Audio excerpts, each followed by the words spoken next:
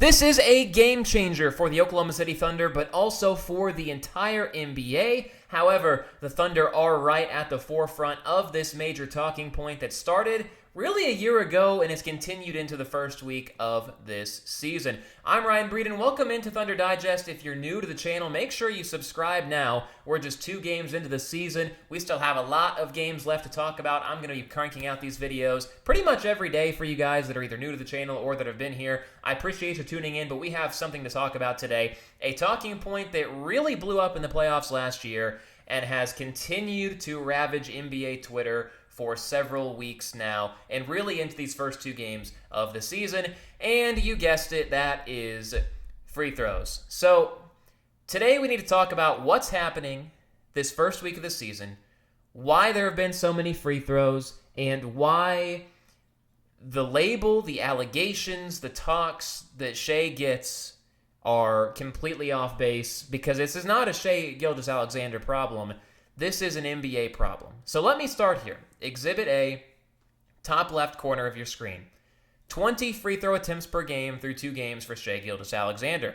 That is a lot. That is an unsustainably large amount through a game against the Rockets and against the Pacers. 2 games that went to double overtime. Nothing's ever happened before in the history of the NBA. 2 games that were just very, very bizarre games, strange games that hopefully we don't have to live through and just suffer through for the rest of this season. But you see all the numbers that are around that as well. Bennedict Mathurin had 17 free throws. He got superstar treatment in that game against the Thunder a couple days ago. Luka Doncic, 14.5 a game. Zion, Trae Young, a bunch of other guys down there in double digits. The thing that is shocking about this, yes, Shai's number is high. We'll get into why it's high here in a second.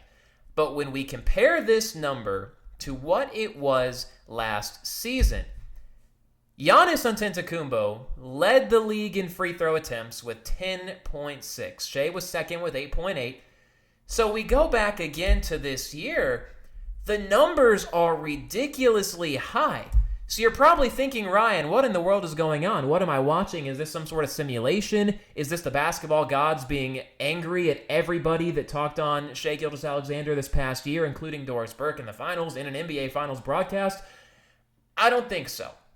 I'll tell you why right here. This is really the main point of this video, and that is to talk about officiating. So 3 points of emphasis were given this offseason by the NBA officiating crew. Number 1, and the one that most revolves around the Thunder, is this point of emphasis number 3. That is straight line pathway plays. We'll kind of read it verbatim here, what it means, but I'm going to show you a video here in a minute that was actually put out by the NBA officiating Twitter account to talk over what it is that they're looking for. But essentially, a driving path being impeded by a defender. You're supposed to keep your body squared up, don't make contact, don't knock them off of their straight line. So with this in mind, we flip it over to this video. Going to start with an Anthony Edwards drive against the Pacers last year. You see him put his head down, he gets knocked off his path. They call this a foul, at least now. You look from the reverse angle, he gets hit with the left shoulder of Mathurin, falls off to his left. That is a major point of emphasis this season around the NBA. So with that in mind, we can go back now to where we're at with calls so far this season. I'll let this play. Jamal Murray, another good example, guarded by Mike Conley. Another guy that likes to get downhill, driving inside, gets flipped off his path, and then that's the called foul. Now, not called as much last year. It was given to guys that were overly aggressive. That is Shai. We'll get into his numbers for why he gets so many foul calls here in a second as well. But that was being one of the major point of emphasis here this season early on, which means that it's not that there's a rule change. It's more that there is an extra eye being looked towards this specific thing. And this matters for Shai a lot. And we've seen it so far through 2 games a lot. And this is why. Shai Gilgeous-Alexander led the NBA in drives to the paint each of the last 2 seasons. And this year, he's off to the same blistering pace. 29.5 drives to the basket per game. That is 6.5 more than Zion Williamson, who's second. And if you go down to the list, Cade Cunningham, who rounds out the top 10, it's nearly double what Cade Cunningham does in attempts to the basket per game. So Shai's going to the basket in bunches, right? And when you do that, we see him do this exact thing that is done in this video with Anthony Edwards attacking the basket. We see Shai do this almost 30 times a game. So even if there's some that don't get called, there will be a lot that are called because he's getting bumped off his path. His aggressiveness is getting rewarded, and we see it in his shot chart as well this season. The two main hot spots for Shai, right underneath the basket and then the left elbow. Those are his two spots that he thrives, and he's able to use those really in tandem with each other. We saw him use the spot up at the top of the left wing to draw that foul on Kevin Durant to give the Thunder the win there in double overtime. People get upset about this, right? And I get it. You don't watch the entire game. You run with it on Twitter because it's fun. It's a funny thing where you can post your memes. But at the end of the day, Shai just does this specific thing more than anybody else. He is so in tune with his body. He is incredibly gifted at finding space and then forcing defenders into inopportune situations. So when that happens, you're going to get more foul calls, right? That's just how it works when it goes in bunches. But even last season, Shai did not lead the league in free throws. That was Giannis. But this year, again, just look at the difference in free throws from last season to this season. It's an early, very, very small sample size, but you can tell the point of emphasis has been there for the officials to start the season, and it's leading to more free throws league-wide.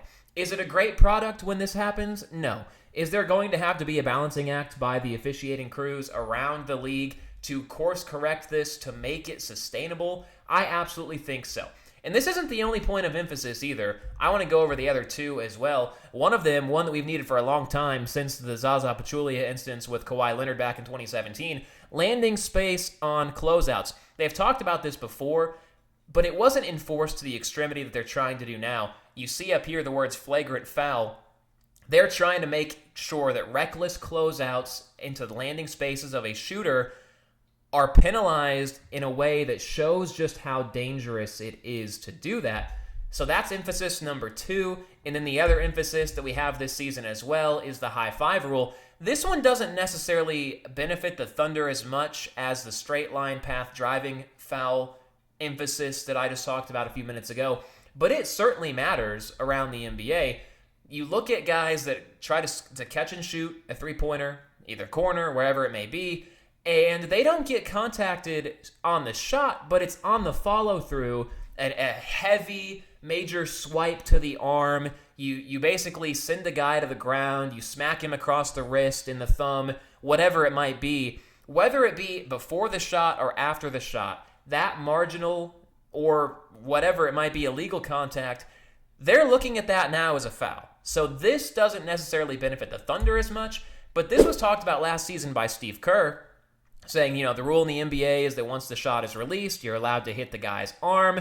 So what's happened in the league this year is players are always going to outsmart the rules. They know what they're doing. Players all over the league are taking shots at guys shooting hands after release because they know it's not going to be a foul. Steve Kerr said that last year. He ended up being right. You saw what happened to Steph Curry in the playoffs. Dillon Brooks took the swing at his arm while he was closing out on a three-pointer. Steph injured his thumb. That severely hindered what the Warriors were able to do there in that postseason. So that's another point of emphasis, but the one that matters the most for the Thunder, again, is this straight-line pathway play. I'm really interested to see how this plays out over the first month of the season and then what it translates into for the rest of the season, because right now, the 20 free throws a game, it won't stay that way, but not only just for Shai. This is for the entire NBA. Free throws are way up, and people don't like it, and I understand why. People like it when you're able to be physical, people like it when you're able to be aggressive, but it's got to be within reason. If it's a foul, it's a foul, right? And Shai draws more fouls than anybody else because of the amount of times that he drives to the basket, which is more than anybody else as well. So let me know down in the comments, is this something that you care about? I mean, people, obviously, I'm sure that most of you have seen the discourse on Twitter since last year.